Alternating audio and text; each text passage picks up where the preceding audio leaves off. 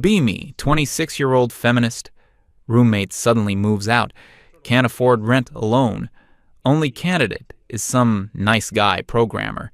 Convinced he's hiding something. All men are toxic. I'll prove it. Let him move in anyway. So, here's the deal, Anons. Working as a marketing coordinator in this overpriced city. Been living with my female roommate Sarah for what feels like forever. Everything was perfect until one random day she drops the bomb. Tells me she's moving in with her boyfriend. Gives me basically no time to figure things out. Thanks, Sarah. Really appreciate that stellar timing. Panic mode, fully activated. Rent is literally eating half my paycheck every month. Start desperately posting on every roommate finder site I can think of. Craigslist, Facebook groups, those sketchy apps nobody talks about. Get maybe 15 or 20 responses over the next few days. Most are complete disasters asking weird personal questions. One guy wants to know my cup size in his first message. Another asks if I'm 420 friendly and DTF. Delete those immediately. Then there's this one response that seems almost too normal. Guy named Mark. Says he works in software development. Sends actual references from previous roommates. Doesn't ask a single inappropriate question. Just wants to know about rent, utilities, and house rules. Sounds like he was written by a PR team. My immediate thought is obviously that he's hiding something. Nobody is actually this respectful and normal. Especially not men looking for female roommates. There has to be some kind of catch or ulterior motive. Cassie, who's been my ride or die since college, immediately agrees. She's been through this exact scenario multiple times. Tells me about this guy, Kevin, who seemed perfect for 3 months, then started borrowing money and never paying it back, and another guy who turned out to be stealing her underwear. She insists that the nice ones are always the most dangerous. But here's my financial reality check. Can't afford this apartment alone. Moving would cost me at least $2,000 between deposits and moving trucks. Don't have that kind of money sitting around. Plus, finding a new place in this market is basically impossible. Decide to meet Mark at some generic coffee shop near my building, expecting typical dude bro energy with hidden agenda. Instead, walks in this completely ordinary-looking guy, probably around my age, maybe slightly older, wearing normal jeans and a button-down shirt, not trying to impress anyone or show off. We sit down, and he starts asking practical questions. Wants to know about the neighborhood, commute times to his office, asks about grocery stores and laundry situation, doesn't even glance at my chest once during the entire conversation, which honestly throws me off because that's not normal male behavior. Tells me he works remotely most days but goes into the office sometimes. Says he's pretty quiet, doesn't throw parties. Mentions he has a girlfriend who might visit occasionally. Asks if that's okay, rather than just assuming. My feminist radar is going absolutely crazy. This level of consideration and respect feels manufactured. Like he's performing good guy behavior to get what he wants. Nobody is actually this thoughtful without expecting something in return. But desperate times call for desperate measures. Tell him he can move in at the beginning of next month. We shake hands, and he says he'll transfer the deposit that evening. Sure enough, money shows up in my account a few hours later. Exactly the amount we discussed. No games or negotiations. Spend the next couple weeks preparing for inevitable disappointment. Cassie keeps sending me articles about seemingly nice men who turned out to be serial killers. She's convinced I'm making a huge mistake. Starts planning intervention strategies for when things go wrong. Moving day arrives, and Mark shows up exactly when he said he would. Brings just a few boxes and basic furniture. Nothing excessive or weird. Helps carry some of my heavy stuff without being asked. Doesn't complain about anything or make demands. First few days are weirdly uneventful. He keeps his space clean and organized. Doesn't leave dishes in the sink or bathroom hair everywhere. makes coffee in the morning but doesn't assume I want any, just quietly goes about his business. This is where my paranoia really kicks in. Start testing him in subtle ways. Leave dirty dishes in the sink to see if he gets passive-aggressive. Accidentally knock over some mail near his door. Play music slightly louder than normal during his work calls. His responses are completely not what I expected. Cleanse the dishes without saying anything or sighing dramatically. Picks up the mail and stacks it neatly on the counter. Just closes his office door when I'm being loud. No complaints. Cassie visits after he's been there maybe a week or two. Immediately starts looking for evidence of toxic behavior. Checks his bathroom for red flags. Examines his food in the fridge for clues about his personality. Searches for hidden cameras or weird collections. Finds absolutely nothing concerning. His bathroom is cleaner than mine. Fridge has normal food, plus some fancy coffee creamer. No suspicious electronics or creepy posters anywhere. She leaves frustrated and convinced he's hiding something major. Meanwhile, I'm starting to notice small, thoughtful gestures. He always asks if I need anything when he's going to the store. Holds doors open without making it weird or expecting praise. Offers to help with heavy packages, but doesn't insist when I say no. Remembers that I don't like certain types of music and keeps his volume down. This creates cognitive dissonance in my brain. Spent years believing that men only do nice things to get something. But Mark isn't asking for anything or keeping score, just seems to be naturally considerate as default behavior. Around this time, he mentions his girlfriend Lena more frequently. Talks about taking her to some art exhibition she wanted to see. Mentions cooking dinner for her after she had a stressful week at work. Describes her thoughts and opinions like he actually values them. My immediate assumption is that he's putting on an act. Probably tells her he's single when she's not around, or maybe she's completely made up to make him seem safer. Decide I need to see this relationship myself to judge. Opportunity comes when he asks if Lena can come over for dinner. Obviously, I say yes because I want to investigate. Spend the entire day preparing to catch him in lies or inconsistencies. Plan to observe their interaction for signs of toxicity or control. Lena shows up, and she's genuinely lovely. Not in a fake way or trying too hard way. Just naturally warm and friendly person. Treats me like an actual human being instead of competition. Watching them together completely breaks my brain. They're affectionate without being gross about it. Mark asks her opinion on things and actually listens to her answers. She teases him about something, and he laughs instead of getting defensive.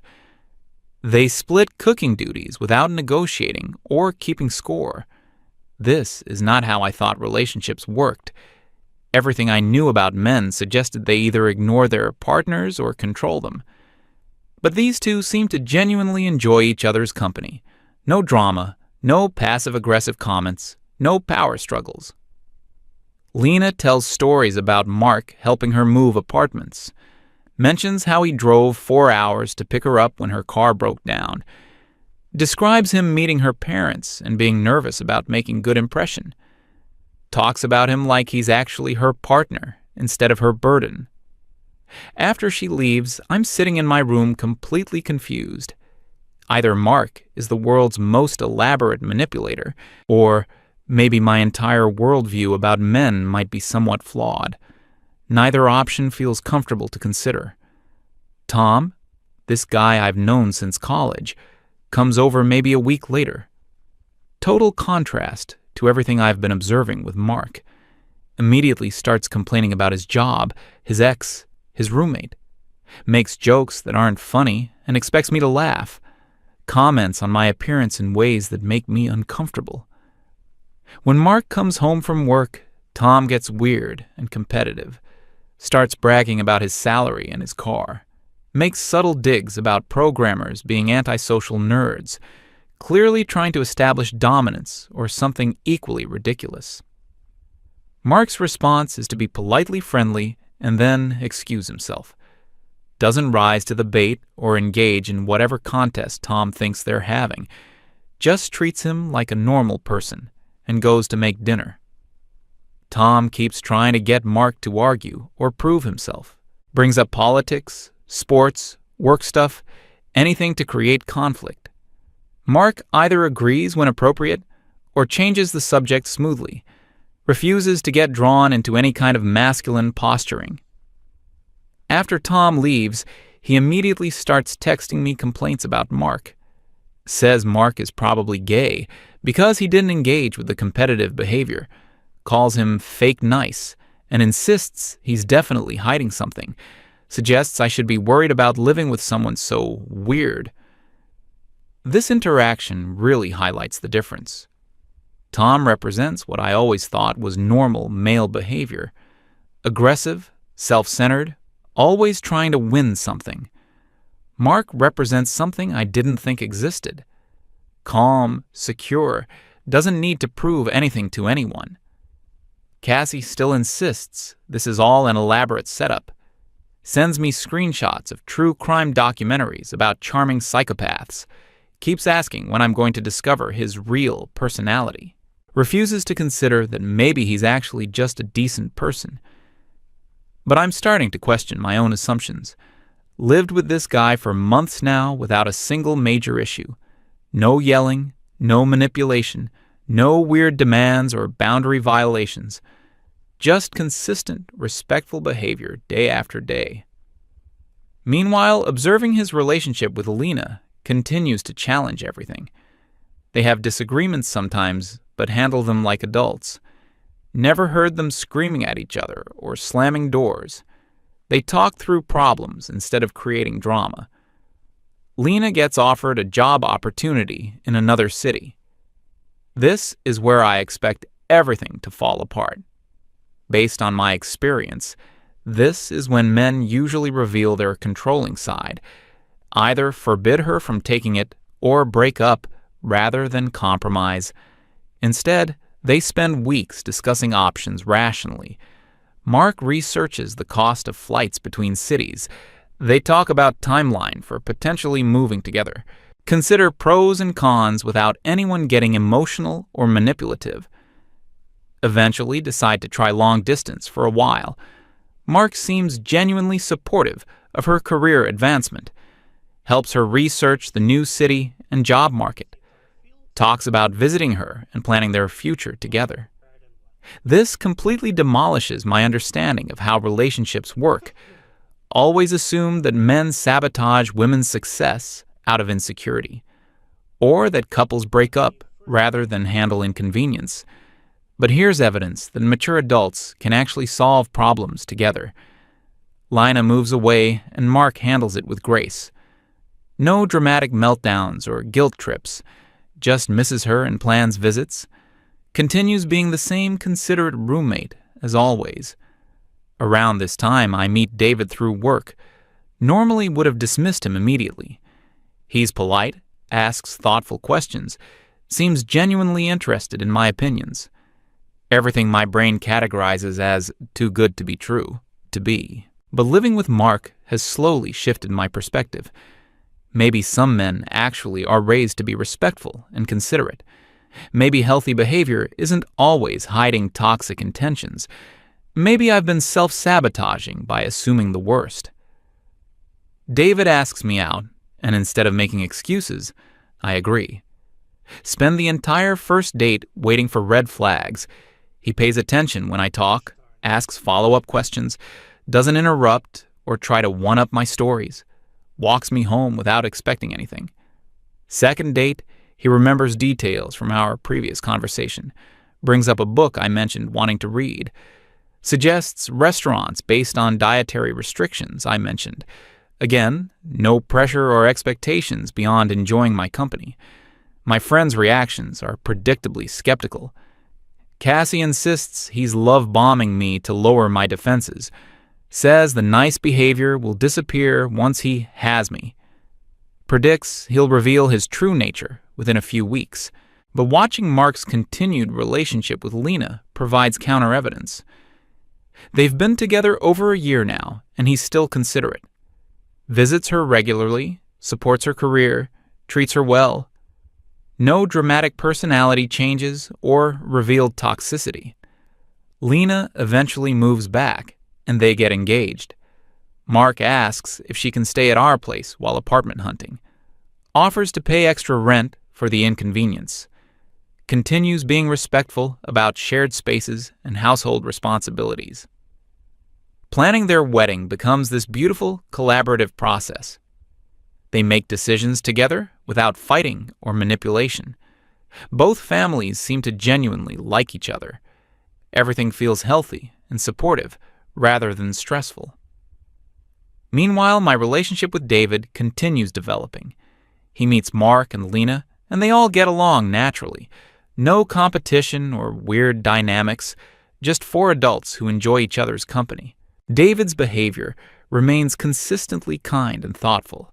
He has flaws and bad days like everyone else, but handles stress and disappointment maturely. Doesn't take his problems out on me or expect me to fix everything. This gradual shift in my worldview feels seismic. Spent so many years convinced that all men were fundamentally selfish. Built entire identity around protecting myself from their toxicity. But evidence keeps contradicting those beliefs. Cassie eventually meets David and grudgingly admits he seems okay. Still insists I should keep my guard up, but can't point to any specific concerning behavior. Just maintains that men always reveal their true selves eventually. Tom, meanwhile, continues being exactly who he always was. Still complains constantly and makes everything about himself. Recent girlfriend broke up with him for no reason. Blames feminism for making women impossible to please. Contrast between Tom and the other men in my life becomes stark. Tom represents the behavior I expected from all men. Mark and David represent something I didn't think existed. Mature, secure, capable of genuine partnership. Mark and Lena's wedding is beautiful and drama-free. Two people who clearly love and respect each other. Families who support their relationship. Celebration focused on joy rather than performance or show. They find an apartment together, and Mark moves out. Thanks me for being such a great roommate. Offers to help me find someone new or cover extra rent while I search. Leaves the place cleaner than when he moved in. Living alone again gives me time to process everything. Year of observing healthy relationship dynamics up close. Seeing men behave with consistent kindness and respect. Watching problems get solved through communication rather than conflict. David and I continue growing closer. He meets my family, and they actually like him. Not because he's charming or manipulative, but because he's genuinely interested in getting to know them. My relationship patterns start changing naturally. Don't spend energy looking for hidden motives or testing his loyalty. Can have disagreements without assuming he'll become abusive. Trust his words because his actions consistently match them. This shift affects other areas of my life too. Less defensive and suspicious in general. More willing to give people benefit of the doubt. Better at recognizing actual red flags versus imagined ones. Cassie struggles with my changing perspective. Our friendship becomes strained because she's still stuck in old patterns, continues dating men who treat her poorly, then uses those experiences to validate her beliefs about all men. Try to share what I've learned, but she's not ready to hear it. Insists Mark was performing the entire time we lived together. Predicts his marriage will fall apart within a few years. Refuses to consider that some men might actually be decent. Meanwhile, Mark and Lena settle into married life happily. Occasionally meet up for dinner or group activities. Their relationship continues being stable and supportive. No dramatic personality changes or revealed toxicity. David eventually meets my extended family. Handles my skeptical relatives with patience and humor. Doesn't get defensive when they ask probing questions. wins them over through consistent, respectful behavior. We move in together after dating for over a year. Process feels natural rather than scary. Don't spend energy preparing for inevitable disappointment. Just excited to share daily life with someone I trust. Living with David confirms what I learned from observing Mark. Healthy men don't change personalities once they have you. They continue being considerate and respectful, because that's who they actually are, not a performance. Looking back on this whole journey feels surreal. Started as confirmed man-hater, convinced all males were toxic, ended up in healthy relationship with genuinely good person. Transformation happened gradually through consistent evidence. Cassie and I eventually have honest conversation about our friendship. She admits she's jealous of my happiness, but still believes I'm being naive or lucky. Can't accept that her approach might be self-defeating. We agree to disagree and maintain friendship, but our dynamic has fundamentally changed. Can't unsee what I've learned about relationships. Won't go back to assuming the worst about everyone. Tom continues his pattern of failed relationships, blames women for being too picky or damaged by feminism, refuses to examine his own behavior or attitude, represents everything I used to think was inevitable. Mark and Lena celebrate their first wedding anniversary, invite David and me to small dinner party, evening filled with laughter and genuine conversation. No drama, competition, or underlying tension. Their marriage remains stable and happy. They support each other's goals and dreams, handle challenges together rather than creating additional problems, prove that healthy relationships actually exist. David proposes after we've been together almost 2 years.